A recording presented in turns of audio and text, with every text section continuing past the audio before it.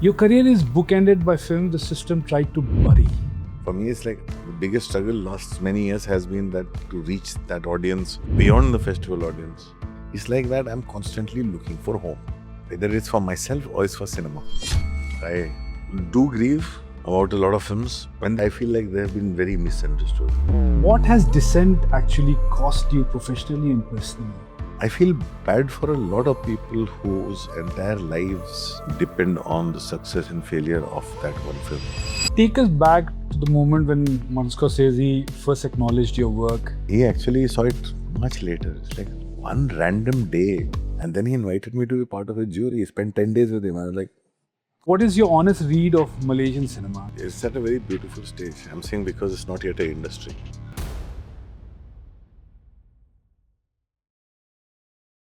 In 2025, Anurag Kashyap went to Cannes and admitted he was lost. Not lost in the career sense, he has a filmography that rewrote what Indian cinema was allowed to be.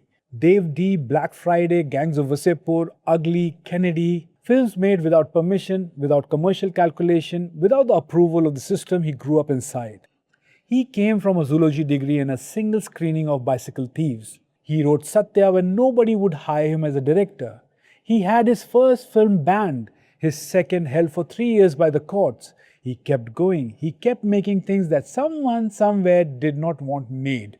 He launched an entire generation of directors. He went to Cannes. He sat with Martin Scorsese. He left Mumbai and now he's here in KL. This is that conversation on the very first podcast he has recorded in Malaysia, Anurag Kashyap on What's Doing.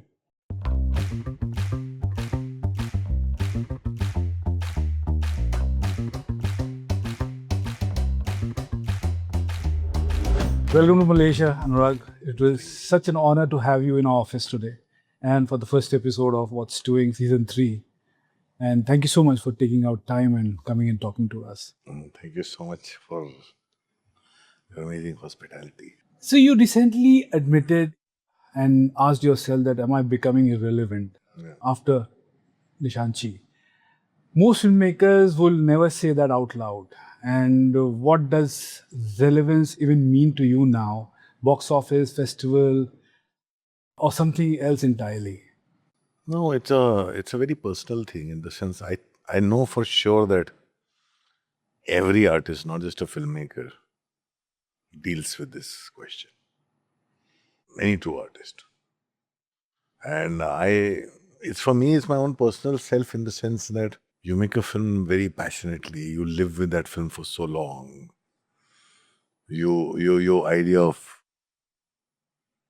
cinema, your idea of cinema aesthetics, your idea of the time and place, and where you are very consciously creating something, and then you're also dealing with a world where you realize suddenly it hits you that it's a very new world out there.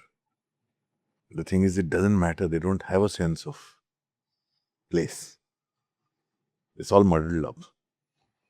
The places, it's like almost like a Hollywood film, where it doesn't matter the film is set in which part of the world, it will be in English. Mm-hmm.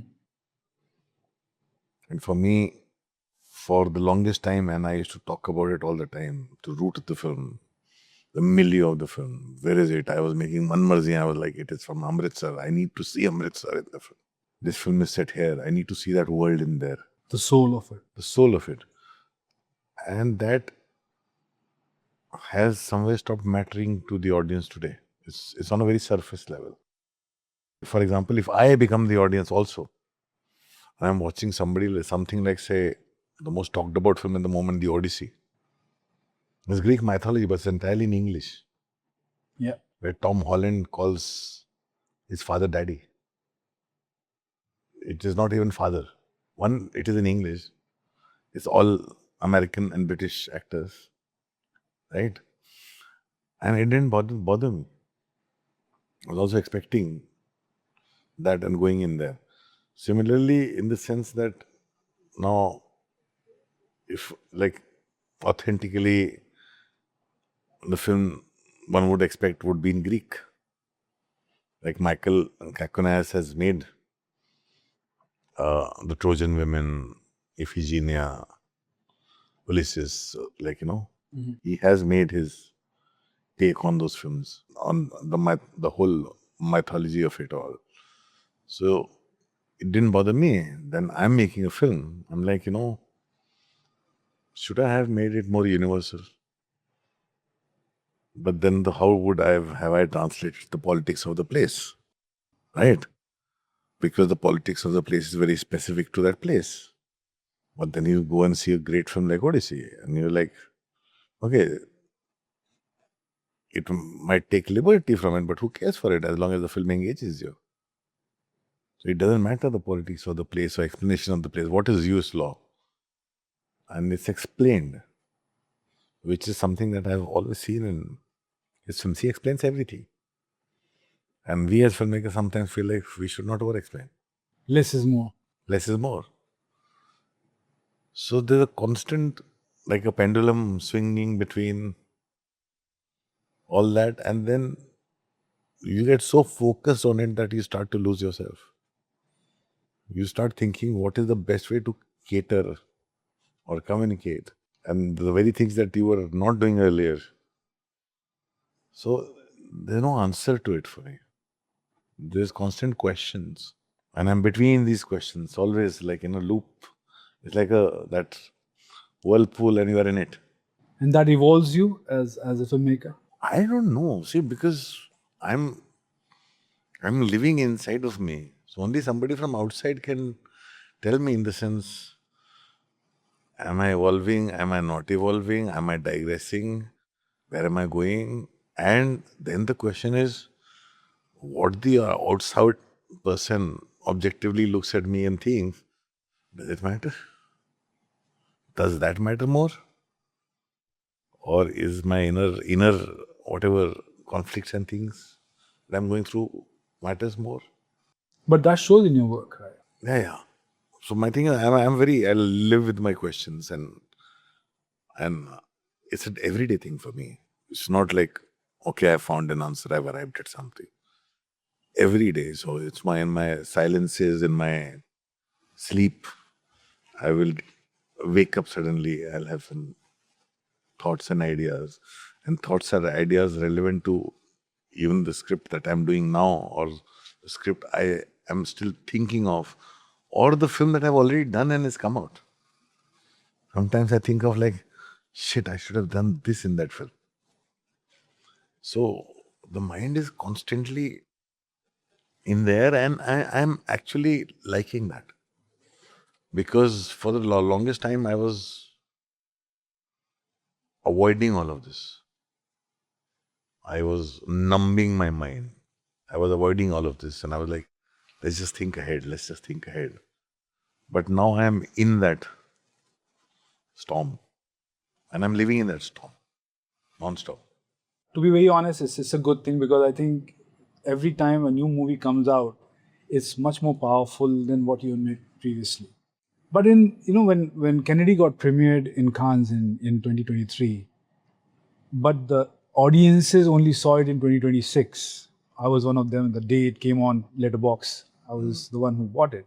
And what does that 3-year gap tell us about the distance between what the world wants from Indian cinema and what Indian cinema allows its own cinema to be?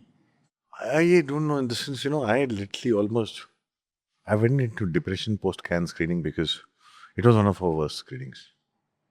Actually, because whatever the video might say of the standing ovation and things, which is a regular thing at Cannes, every film gets it.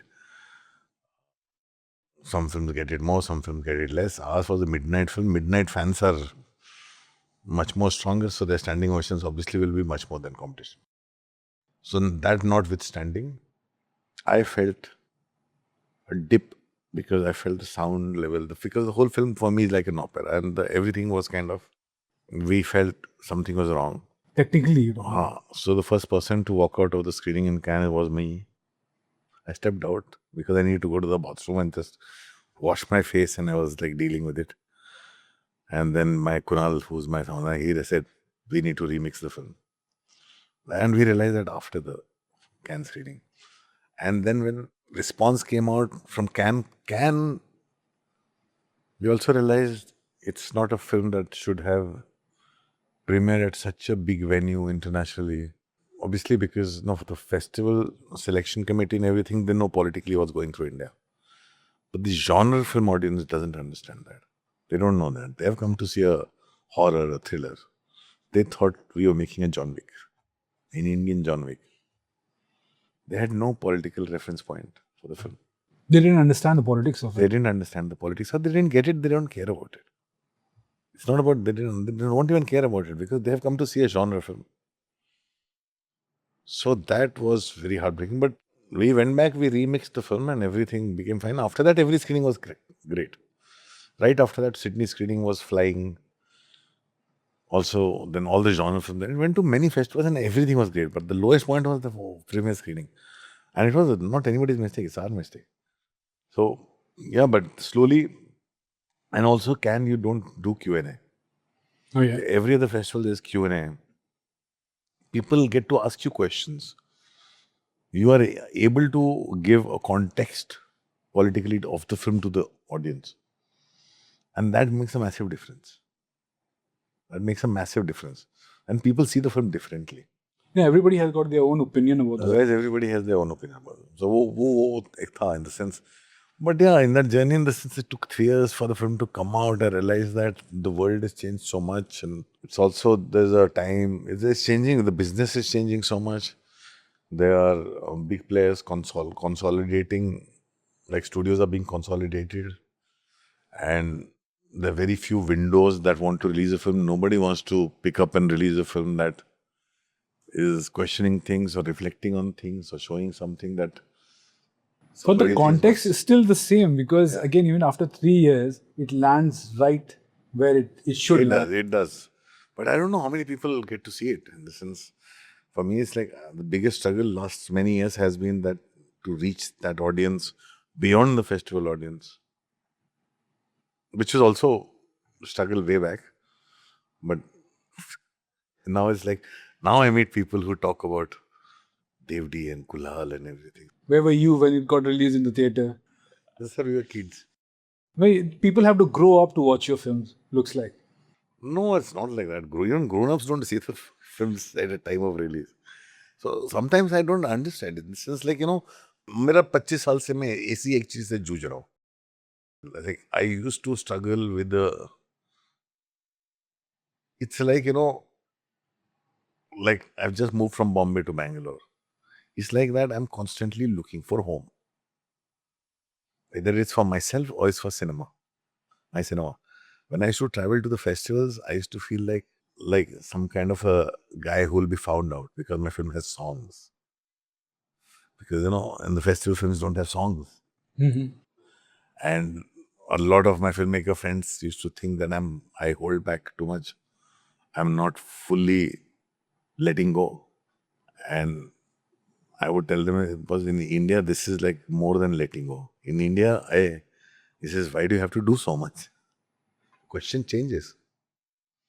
And then you don't know whether I'm too art house for Indian mainstream.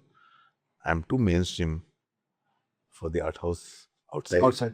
So you don't know where you belong. You don't know where you fit in. So there's a constant search for home. And it's like, I think it's a lifelong thing of growing up in boarding school things that, there's a constant search for home. But you never announced a film until it's done, in the industry. I don't because I have a big trauma of Bombay Velvet. So there was so much built up around Bombay Velvet, hype, everything. When you take all that away, and imagine if the film was not directed by me or something else, people would totally see it differently. I've met so many people who have seen it in that context who did not know anything else. So hota hai. But the thing is, that built up and hype and everything works in trying to sell something. Which is what I realized. That everybody was selling the whole concept and idea of it. And they were so confused that Bombay Velvet actually was the first film where the first 2 posters had different fonts. First 2 posters, the title was in different fonts.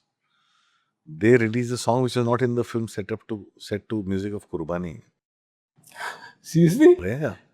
So everybody was just trying to recover and this and that, and a lot of negativity of me being an art house filmmaker, making a mainstream film with this big.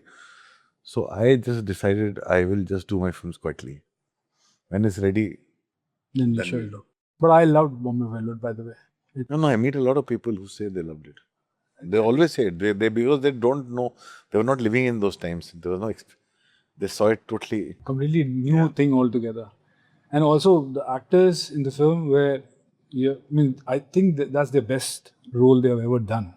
Means I'm talking about. No, I have started seeing it differently now that I travel. Like I was in Germany and I went to a shop and they had music of Bombay Velvet playing and had posters of Bombay Velvet. I'm like, in Germany, and I said, I only know Locarno had a screening. Then I found a DVD outside India, and I was like, oh, I didn't know this film has traveled, and I didn't know that. And then we realized that I was playing a film at Bifan in Korea, and they told us Bombay Velvet, and we found out in Pushwan, Bifan, the film festival, genre film festival. It won a special mention. So हम लोगों को ऐसा पता ही नहीं था.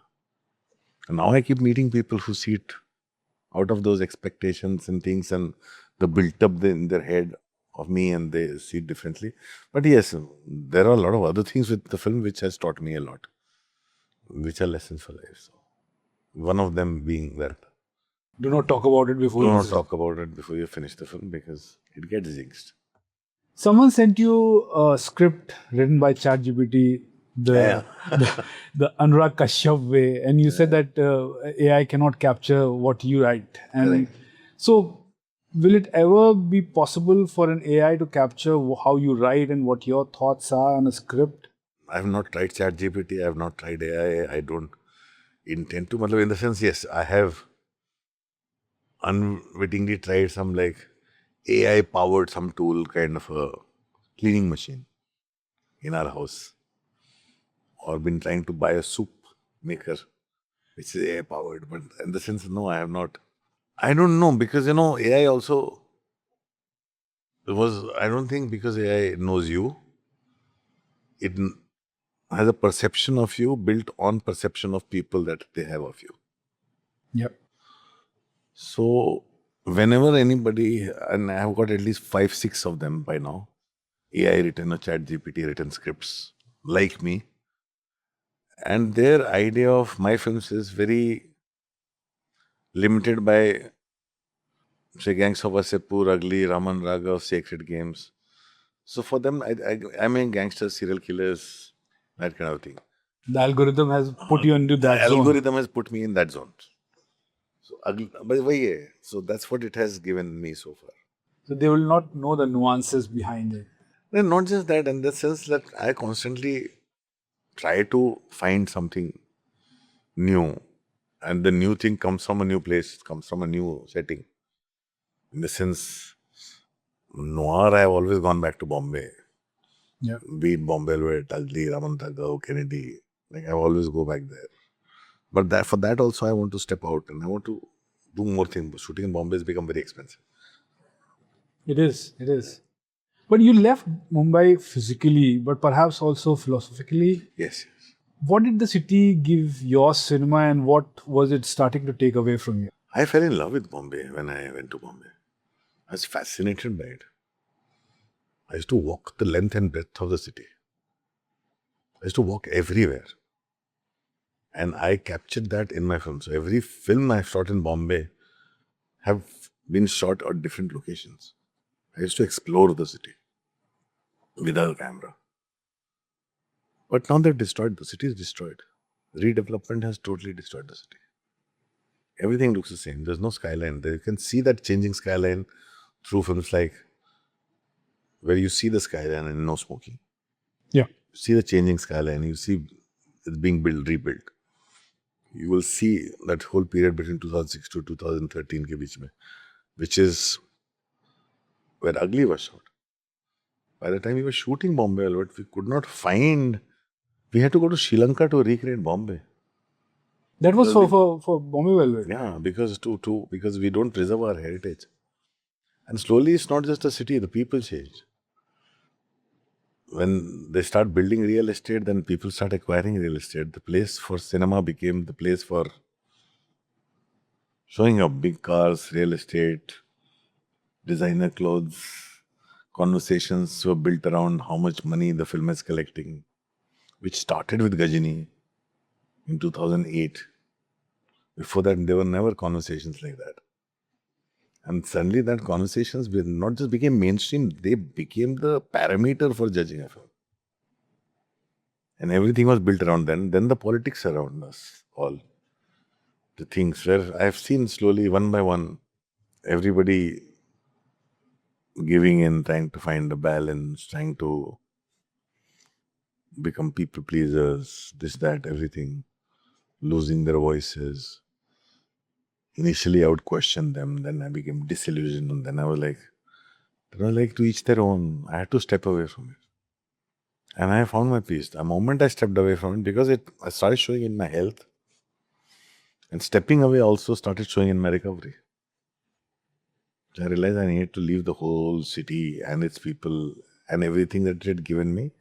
It had to offer me, it has already given me, I've already consumed it.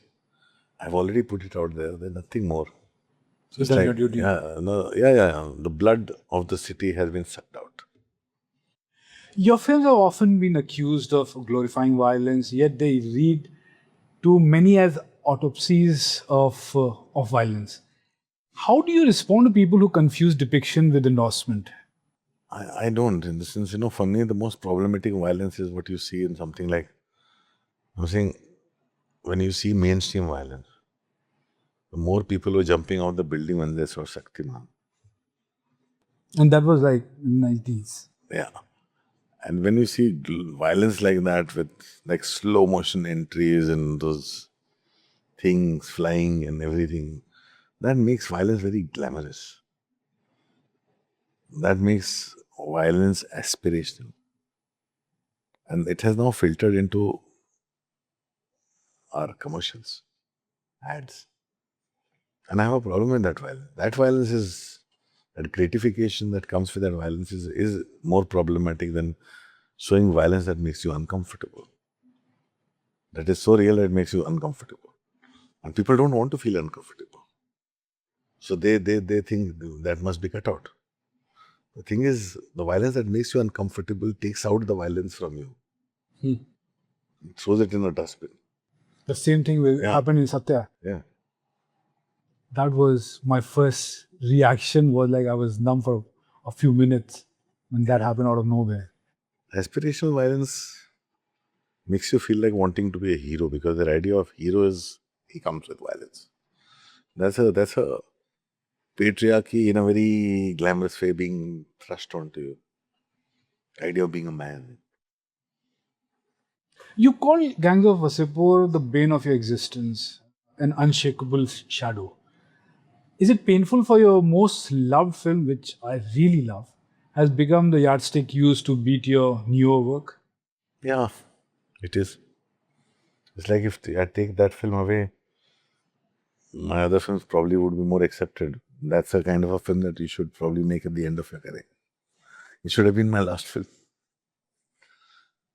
But the thing is, like, suddenly it's like, yeah, I was making my film, but why does everything get compared to that? When even if it doesn't have gangsters in it or anything in it.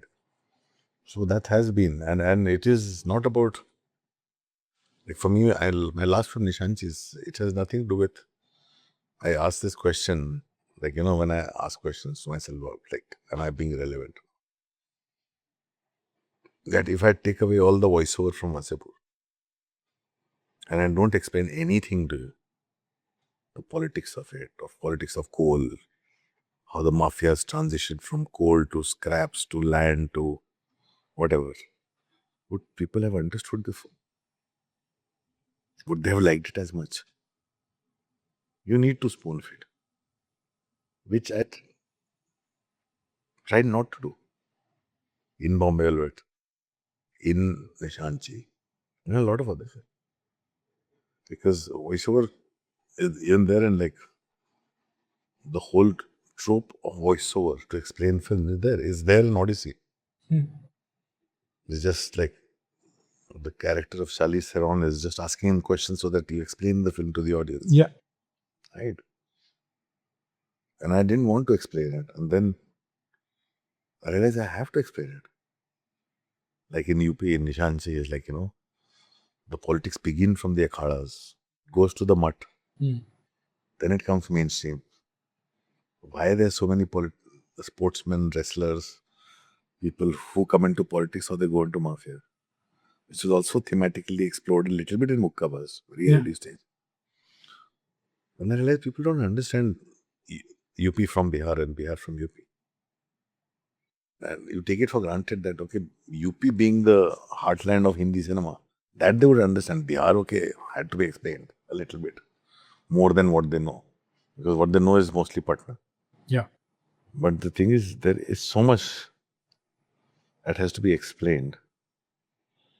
And constantly depending on voiceovers. And then I was like, okay, filmmakers across the world are doing that. Maybe that's what one has to do. No, but again, the thing is, if somebody is not from UP and Bihar, they will not get the nuance. So I think from that perspective, the voiceover really helps for people seeing it from a very different perspective altogether. Yeah, that's what I have been thinking. And that's why a lot of people have got the film the way they got it.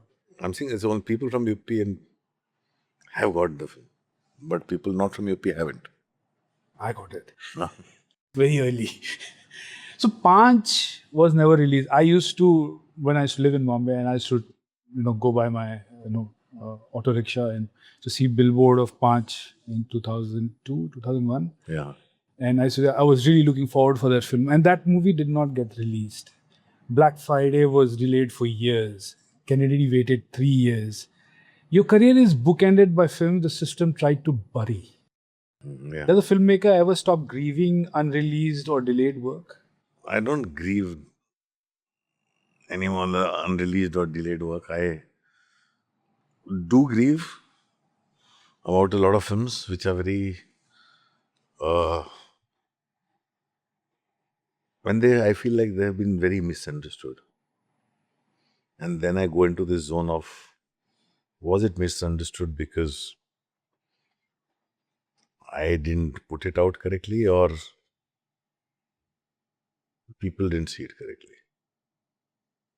So for me, it's like very few things that I have done are impersonal. Somewhere the most impersonal also I try to make it personal, like a film like Dobara, for example, which is purely a remake. I get invested even in that. You try and make it mean more to me. For me, there's nothing that I'm very detached from that, I'm doing it I'm getting paid for it. I have to just deliver it. I have to just execute it. I get attached to it. And with attachment comes its own pair of setbacks, depression, anger, frustration, and then ultimately pondering over it, self-reflection. And finally let go of all the anger. I have to let go of it. I have like recently, my last film, I had to let go of it. This is Bandar. Bandar, yeah. I finished one version and then after that I decided that I'm not going, there's no point fighting it because I was fighting it for a whole lot of people involved with the film and then everybody just wanted it to be over with and done with. Then I gave it up. That's painful. That's quite painful, It is painful. It's very painful, but you have to. So you grieve quietly and you let go because, there's no point fighting an endless fight. And you can't fight with a very stubborn wall. It's like, who refuses to understand that it's being a wall. Bombay Velvet was your most expensive, I would say, failure, but I loved the film. In hindsight, what did that film teach you about the price of trying to make your kind of cinema with mainstream money? More than that, it has taught me, if the biggest lesson taught me, the more the money, the less the freedom. Very simple as that. Second, it has taught me that not let other people decide the cost of it all. In the sense, people don't always, it's like, the producer is very important. Producers don't always try to make a film. Especially if I'm, as a filmmaker, trying to make my film, it's not necessarily my producer is trying to help me make my film. It doesn't matter how invested I become. For them, it's a business, it's a project. It's nothing more than a project. My investment might be emotional, their investment is purely financial. And I have to somehow, films have to come at a cost where the emotional investment outweighs the financial. That is the only way you can come out of the film less disheartened. That's a learning for me too. So Devdi, Ugly, Raman Raghav, Mukkabaz, each is a different genre, different grammar. Is reinvention a creative choice for you or a compulsion to run away from your own template? I don't know what speaks to me and what moment, what kind of a thing. I think it happens with age. I think it happens with age and experience. I was, at one point, it was a conscious choice because I was being bound into a trope of gangster crime films. I wanted to get away from it. I wanted to get away from it because that's when Mukkabaz, Manmarzi and all that happened. Then Sacred Games came here. It took me back in there. So there's a constant thing of trying to get away from it. And every time I would get back, like everybody, the reaction to Bandar has been so strong because they think this is the one Anurag they want. For me, I have a different kind of a thing. I said there's so much more that I wanted from that. It's very topical also. Yeah, but there is also a lot more that was there, and I wanted the intent of the film gets altered. So through Anurag Kashyap films and Phantom, you launched an entire generation of voices.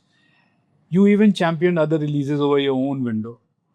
Why does the Godfather role matter more to you than the author No, role? I don't see it like that. I'm a Godfather role. I actually get tired of it when people are constantly seeking some kind of a validation from me. No, but I've seen you push other people's It's films a because lot. it's not like that. I was, say, for example, I was watching the Odyssey and somebody was sitting next to me and who like follows me on Letterboxd. He says, "You like the film? What are you going to write about Odyssey?" I said, "Odyssey, I'm not going to write anything about Odyssey." You say it doesn't need me to write anything about it. Everybody will have a different take on it and they will like it. I said, sometimes when I like a film and I know how the system in India is, like, if the film doesn't perform in first 3 days, they push it out. Yeah. They will not let it survive. Knowing that, having been at the end of the stick of it, where I have suffered, so when I see a film that's exciting and that I know is being edged out consciously by distributors, by exhibitors, and by trade, that's when I start talking about the film so loudly. That what it for Main Wapas Aunga. For every film, and a lot of them, Baby Dooda Do, some language out, independent film, southern languages film. So I do that because when there's a culture like that, we used to do that with PFC long time back. I've done this all my life, even before Instagram existed, even before Twitter was there. We had a blog called PFC. We used to do this through PFC. Before PFC, I used to tell people to go and watch films. I remember simple films like, I would go and sit at Prithvi and say, there's one night show at Sterling, go and watch it. Usual Suspects, every day. I would take somebody or the other. So the thing is, it's been there always, wanting to show films to people. I still love it when people come and I love to show them films. So Martin Scorsese told you that he only make his films because actors like De Niro and Caprio protect him. You have said no actor in India would do that for a filmmaker. Why has Indian stardom never developed that culture of protecting the directors? It's there in South. is there in South. In the sense, I recently also, I like a filmmaker, producer reached out to me, said, you're very, just your last two releases, had they been in a southern film, they would have worked much more. Not just that, theatre would have given spaces, actors would have loved to work with you. It's a problem in Hindi. In Bollywood. It's a problem in Hindi, independent. Because it's a lot, trade decides a lot of things, and a lot of things depend on prediction. Prediction depends on star system and this and that. And that's how shows get distributed. So it's a thing there in this. But yeah, say for example, in Hollywood, let's take an example of any actor who does a lot of independent films. Say Dakota Johnson. She does a lot of independent films. Yeah. Or I'll just take 2-3 names like, Kristen Stewart, the guy who plays the villain in Odyssey, what's his name? Patterson. Patterson. Yeah. And Dakota Johnson, right? They started their careers she started her career with Shades of Grey. They started their careers with that werewolf film, Twilight. Or if you see Emma Roberts and the actor who was in Harry Potter, right? Now they have done these films. There's a royalty system. If lifelong they work in movies for free, You'll get paid. they'll get paid from those Harry Potter movies, from those werewolf movies, from those 50 Shades of Grey movies. They're hungry. They want to do challenging stuff. Like the Harry Potter guy did that Swiss Army knife film, Swiss Army Man. He would go out and he only experiments. You will not see him in any of the mainstream movies after Harry Potter. Yeah. I think because they also don't want to do those. Kristen Stewart experiments all the time. They have a royalty. There's a friend of ours who once in Cars 2 The animation movie. was sound of one car. Animation movie. She still gets royalty of it every year. That one voice, one hoo-ha. So I'm saying there's a system there.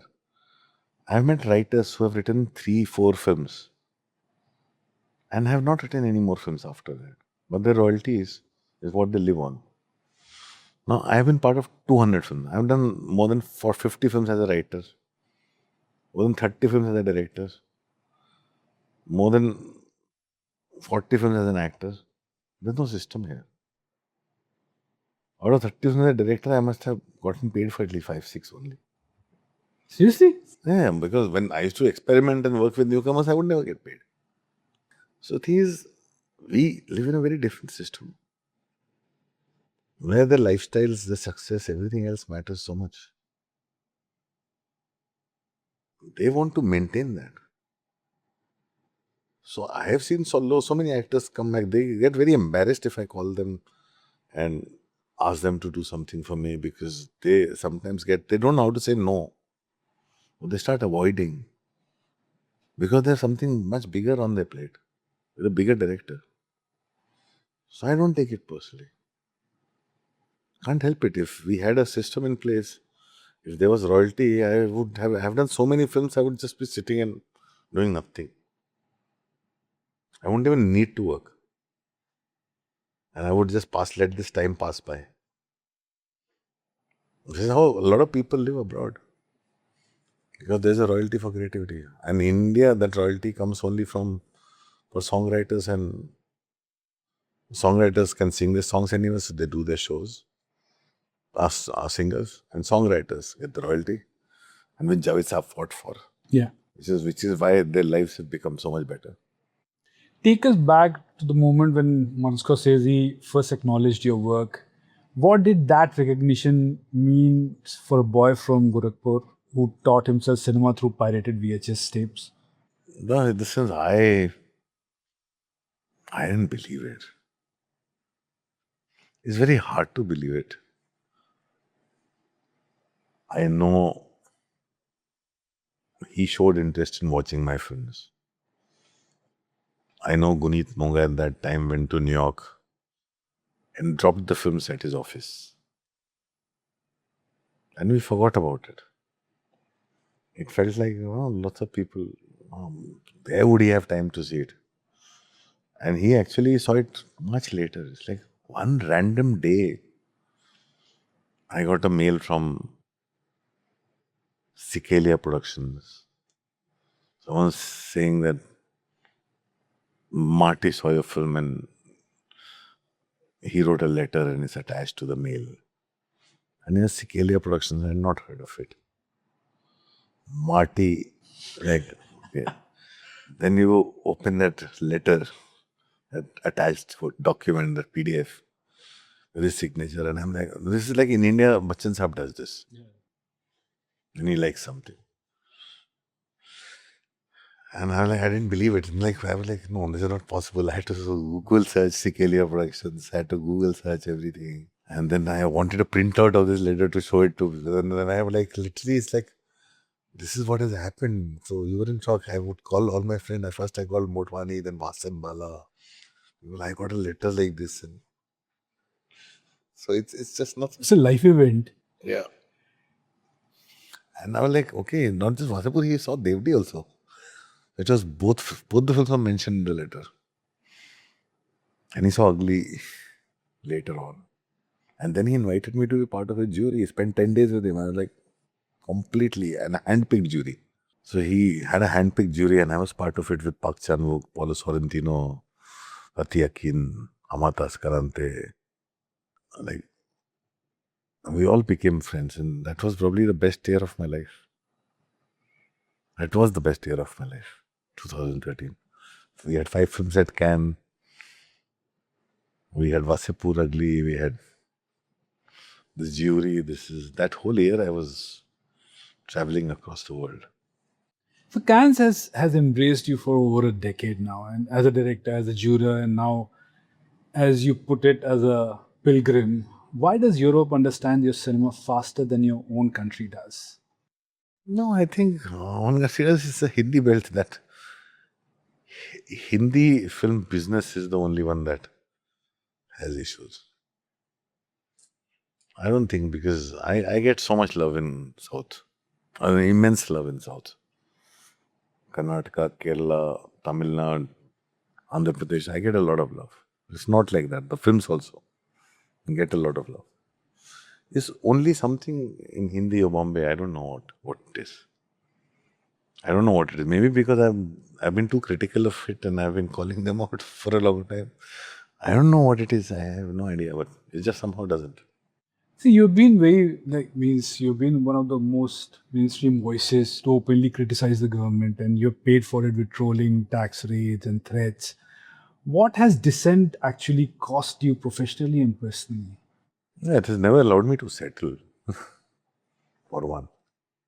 Just in the sense to have a very normal, calm life, which I am now after I have moved away.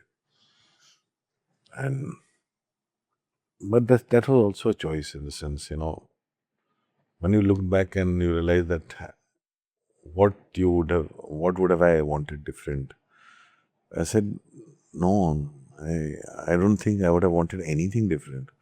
Even the bans on my films have a role to play in how I grew up. So, no, it's fine, it's okay. You made peace. Yeah, jaisa hai jaane do, it's okay. In the sense, I really feel very privileged. I feel bad for a lot of people whose entire lives depend on the success and failure of that one film. As a filmmaker, or as an actor, or as a writer, or as a producer. That becomes everything. For me, I have many skill sets. The moment I decided to start writing again, I had a line of directors wanting me to write. I started acting, it started working. I can edit. I started teaching. I'm like suddenly teaching in 5 different universities. So there is no end to what I can do. And I realized that I'm very blessed. I'm extremely blessed. that I had such good teachers, and it would not have been possible if I had. What people don't know is my first film as a director released after 14 years in Bombay. In those 14 years, the bands have taught me.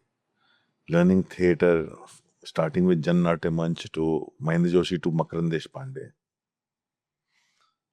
Learning filmmaking from being a ghostwriter on daily soaps, coming at a time and daily soaps had just started. Shanti. Shanti. I'm saying 90 to 93. And everything was changing, I was there. So I got to learn things where I refined my work at the expense of somebody else's name. I see ghostwriting as that. I never saw ghostwriting as me not getting the credit for what I wrote. And it gave me money also. So I got to hone my skills in every department. I saw failure as an actor back in 93 in those films that are not visible to anyone and nobody knows about them. So the thing is, I understood what didn't work for me as an actor on film that worked for me on stage. I learned how to direct actors from my personal failure as an actor in films. I learned how to get the best out of actors. And while directing them, now over a period of time, I also learned how to be in front of camera. Yeah. So my lack of understanding of language, it's my other understanding of cinema helps me enact. So if you look at everything has given me and taught me something, has given me a certain skill set that nobody can take away from me. So I don't see that whatever culture, whatever circumstance, whichever country, whichever language, I will be part of cinema. I have enough to thrive and survive.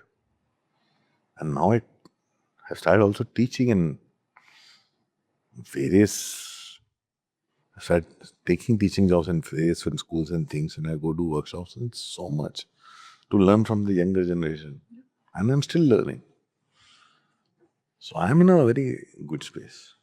I'm glad to know that. Yeah, I'm in a very good space.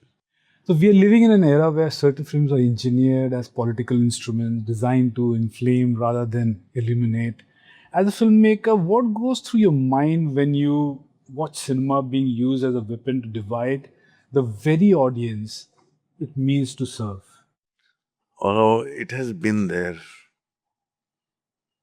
from the time of silent cinema. It is not something new. The biggest difference is at the time Leni Riefenstahl was making her films for the Nazi Germany, they didn't see it as propaganda film. They saw it as truth. At least we know the difference between what's the truth and what is not the truth. So I don't think it has not been there. Like the American films, I find all Marvel movies where America saves the world in propaganda. Savior. Yeah. Massive savior complex they have. The world is always at peril and this is the Americans who save the world. And I find films like Zero Dark 30, Hurt Locker, most of the films made on Gulf War, if you look at it from that perspective, it's very problematic. For them, only Americans are humans. And you see a film like Argo, which won the Oscar. You see it from the other perspective. Yep. I'm saying, for me, they're all propaganda films. Everything is a propaganda film. Hurt Locker won the best Oscar. Zero Dark 30. I'm saying, Passion of Christ is American Chava. Chava is Indian Passion of Christ. That's a great analogy there. I'm saying it's all there. So I don't think there's anything new. It's always been there. But now people have become more smarter to No, compare. It is not. I'm saying it's for themselves. They can say whatever, but it is there. It will be there. It will always be there as long as a sense of power is there and the hunger for it is there. It will always exist. In the sense, हम लोग से social media से थोड़े aware हो गए हैं और हम लोग ये सब जान लेंगे, बट आगे और अवेयर होते जाएंगे, लेकिन इसका बंद थोड़ी ना होने वाला है. हमें पता ही नहीं चलता, हमें हमेशा बाद में पता चलता है. We always find things in retrospect. You have a great relationship with the censorship in India. The censorship, operates less through the CBFC and more through fear. Self-censorship, delayed releases, quiet burials. Which one frightens you more for the next generation of filmmakers? It's not the censorship. It's the ease with which they want to make films. I'm like, the uncertainty of where cinema is heading frightens me more. A lot of there's no one person, there's no one definition of what can be called cinema. Cinema means different things to different people. Me and you cannot decide what is the future of cinema and what cinema is going to be. I am I think most people my age, like a cinema lover who lives in nostalgia, who grew up with a kind of a cinematic experience.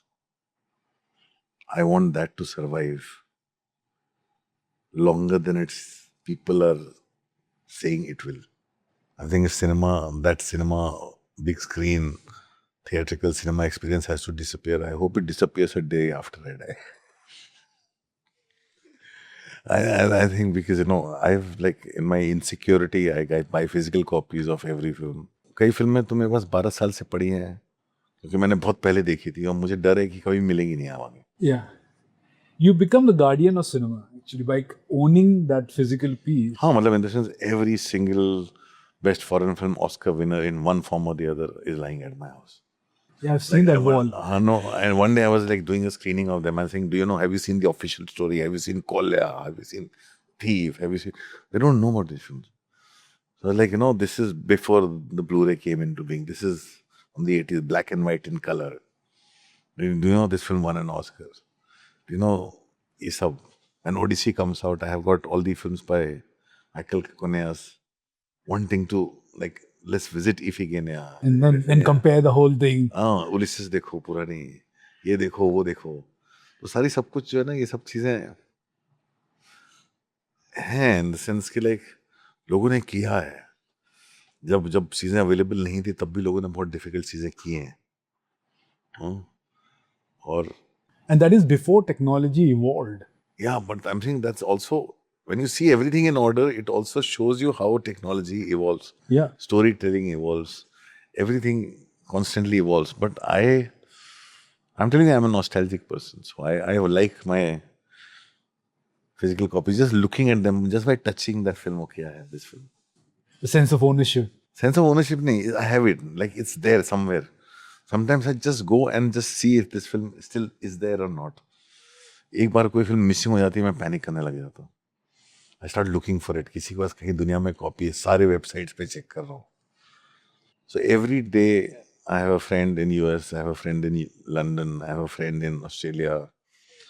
They have films constantly getting delivered to their house, which I order from here. And when I meet them at some festival, I collect it from them. That's great, actually. That's like I was saying, that it's like you really need to have everything, because you don't know when some platform will just take it off or switch it off. Yeah, buying films on platform doesn't make sense. Because they can own, they are themselves have, the films have themselves been licensed to them. Mm-hmm. They don't own the film. Yeah. So when they lose the film, you lose the film. You're here in KL, as a jury member of MIFFEST, sitting in judgment of films from a cinema culture that is not your own. When you watch a film in that position, what are you actually looking for, and what disqualifies a film regardless of how technically accomplished it is? I don't think a film for me gets disqualified like that. I always see very simple, it's very important what culture the film is coming from, what the filmmaker's intention is, and how well have they put it out there. So I don't compare the two films with each other. Okay. The film that communicates what it wants to in the most interesting way possible, most newer way, visual way, cinematic way. You just know in your gut. If I like a film, I know I'll fight for this. Or I'll discuss for this. What I like. Maybe somebody will show me a mirror and say, you're disillusioned. This is not how it is. We'll argue, we'll debate. This happens a lot I've been on many juries. That you make a film and you see a film and you like it, and the other person's opinion is, but they're not, they all have wrong accents. Everybody's speaking in a wrong accent. I'm from that country. I was laughing in the film. You're only reading subtitles. So then I'm like, oh. Then they give you context. And then the question becomes like, okay, authenticity matters or something else that is more important. Then you start seeing the design. The filmmaker has succeeded very well in its design to cater to the foreign audience. When you see the cleverness of it, then everything becomes redundant for you. Because you feel like a fool. You're buying into an idea of it. So there's a lot that happens in deliberation. And everything adds to your growth. It's learning. It's a learning. So I'm saying it's every time there's a film that wins something, it doesn't mean it's a good or bad film. It says more about the jury. What kind of jury it was and what kind of taste they had. That really gives me a lot of hope. But, what is your honest read of Malaysian cinema? Based on what you have seen here at MIFFEST or encountered at international festivals. Where is it right now, and what is the one thing standing between it and where it could be? It's at a very beautiful stage. I'm saying because it's not yet an industry. The problem happens when a country has a film industry, like India, China, Japan, Korea. When there's a film industry, then you're forced to cater. When you're not yet an industry, where each film then means a lot to the filmmaker. And to make that each film, they put in a lot. And the rewards are also like that. That's a great stage to be in. I always think, you are independent by design. Yeah, you're right. Not by choice. You are independent by design, not by choice, and which is what is so incredible place. That's an incredible place to be at. We have to fight to be independent. That's a very lovely thing you said.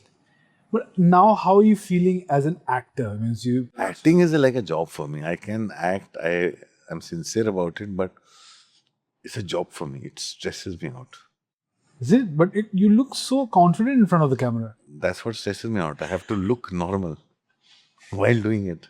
I have to look like, it's like, I have to be the character. I have to make it look like it's normal. That stresses me out because if I don't do anything well, because people watch everything I do with such big lenses. If I don't do it, I don't want it to become like a joke because whatever said and done, acting has become my source of income. Right? So you have to do your job well. If you're taking up a job, you have to do it well. And I want to do it well. And I want to work hard for it. So which is why. And you prepare for it? I am preparing physically for it. I'm preparing physically for it. I don't want to have those accidents I've had in every film while doing action. I'm getting better day by day. While running, I don't want to run out of breath. I'm working on exercising my lungs. I'm started to swim again. I'm starting to focus on things more. I can't take it for granted. It's like a job for me. Like filmmaking is not a job for me. Acting is. Acting is a job for me. So after 28 years, the failures, the rage, the shadows of your own masterpieces, you're still here, still writing, still waiting to make films your way. In a country where it would be very easier for you to conform or to quit, why do you keep choosing the hardest possible way to tell the truth? I'm saying it for the outside person, it looks like it's hard. To me, it comes very naturally. I only make films that come to me. And I live with films a long time. It's not like that. There's in my head. The film that I'm just about finishing the script of, I've lived with it for 30 years. That's probably the first story idea that I ever thought of. If I become a filmmaker, I wanted to make a film out of this. And not just me and the actor, we have lived with this idea for so long that both our careers started after that. We both came to Bombay after that. So now I have just, after 34 years, I have written the script. And when are we going to watch that? When it gets made, And that will be? I don't know anything. I have just written it. Actor is hearing it on the 30th. So he's also very excited. He's like, "Itna to usne kisi ke liye wait nahi kiya life mein." So I don't think anybody thought this will ever get made. I don't think so. But it seems like it's happening. Now you have written it, it's going to get made. No, it's taken me 34 years to write it. So 34 years to write it. And we age. Huh? That story also ages. The characters also age. It's like the boyhood. Yeah, it's not the same story that it was 34 years ago. Characters are still the same. So characters have also gone through their 30 years. I wish you all the best for that film, and we are really looking forward for it. And thank you so much for coming and having this conversation. I am so honored to have you in our office here. Thank you, Abid. Thank you so much. Thanks a lot. Anurag Kashyap has spent 28 years refusing to make things that don't cost him something. That's not a strategy, that is a compulsion. The censors tried to stop him, the corporates tried to own him, the system tried to absorb him. He paid taxes he didn't owe and lost time he didn't get back. He watched his films travel the world while his own country looked away. And he stood at Cannes in 2025 and admitted publicly that he was asking himself whether he was becoming irrelevant. He is still growing, still searching, still choosing the hardest possible way. What he makes next, we don't know. But whatever it is, it will cost him something, and it will be his. This has been What's Stewing. See you in the next one. Till then, keep stewing.